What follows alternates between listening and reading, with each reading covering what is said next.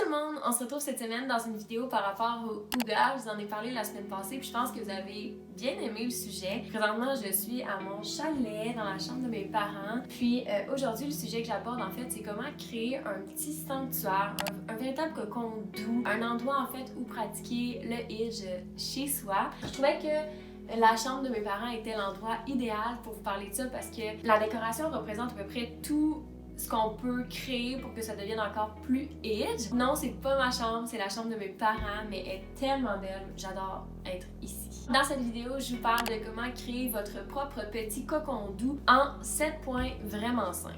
Pour ceux qui n'ont pas écouté ma dernière vidéo par rapport à c'est quoi le hygge, je vais faire un petit résumé là, vraiment simple. Si vous voulez plus d'informations, je vous invite à aller écouter ma dernière vidéo. Donc en gros, le hygge, c'est vraiment de profiter des petits moments simples de la vie, d'avoir de la gratitude pour tous les petits plaisirs autour de nous, de prendre le temps, de profiter des instants qui sont doux, d'être entouré de personnes qui sont chères, de passer du temps avec ces personnes-là, etc.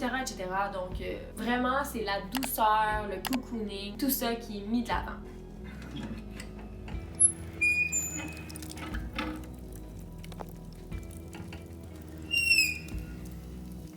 Hygge, a quality of coziness and comfortable conviviality that engenders a feeling of contentment or well-being. Premièrement, votre maison, c'est votre berceau du hygge.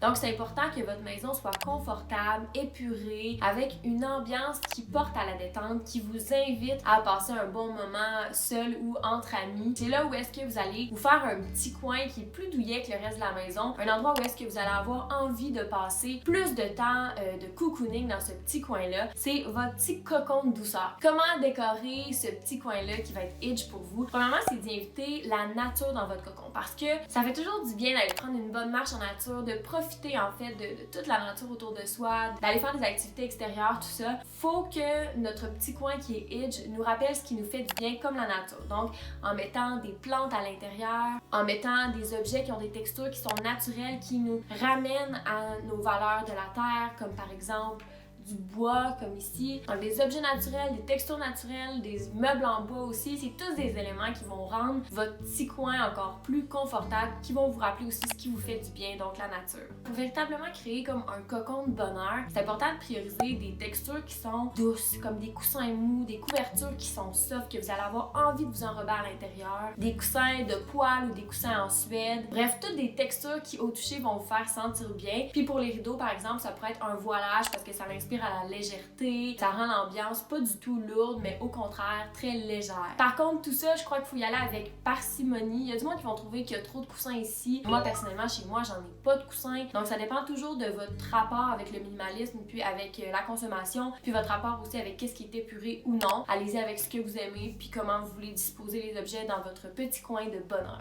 Quatrième point, pour vraiment personnaliser votre petit coin à votre image, votre chambre, votre maison, peu importe l'endroit que vous voulez mettre plus hygge, c'est vraiment d'y ajouter des petits éléments par-ci par-là qui sont personnalisés et qui vont vous rappeler des bons souvenirs quand vous allez poser les yeux dessus.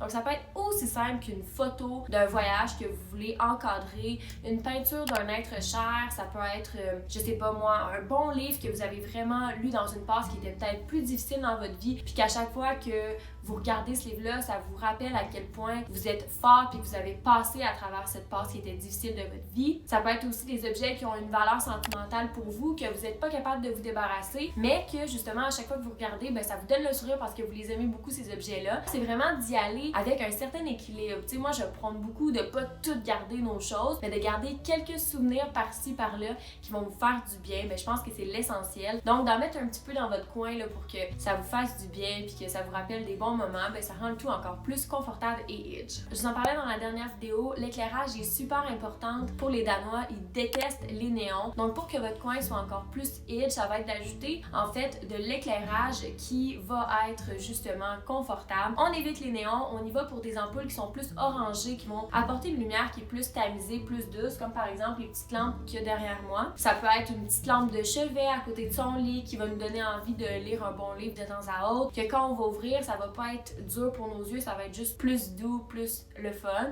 Aussi, une idée que j'ai trouvée vraiment intéressante, c'est de mettre des guirlandes de Noël, mais pas juste pendant le temps des fêtes, à l'année. Soit des petites lumières, là, on voit souvent ça dans les chambres des fois sur Pinterest, ou je sais pas trop où j'ai vu ça en fait sur Instagram, des petites lumières là comme qui ressemblent un peu à des lumières de Noël, ou d'en mettre dans son plafond. Donc ces petites lumières là sont comme tellement douces puis sont le fun, puis on dirait que ça rend l'ambiance plus cocooning. Donc de mettre ces lumières là, d'en disposer peut-être dans votre chambre, dans votre petit coin, dans votre maison, peu importe, ça va donner une ambiance chaleureuse à la pièce dans laquelle vous allez être. Sixième point, ne pas négliger les odeurs. Les odeurs participent beaucoup à l'ambiance générale d'une pièce. On s'en rend pas souvent compte parce que c'est comme inclus quand on rentre à quelque part, mais ça l'ajoute vraiment une autre dimension. Puis les odeurs vont participer à nous rappeler des moments, à nous baigner dans un sentiment qui est différent d'une odeur à une autre. Je pense entre autres aux diffuseurs qui sont super à la mode ces temps-ci, justement de prendre peut-être un diffuseur qui est en bois, qui va nous rappeler, comme je le disais un peu plus tôt, la nature, mais dans le diffuseur, mettre des odeurs qui sont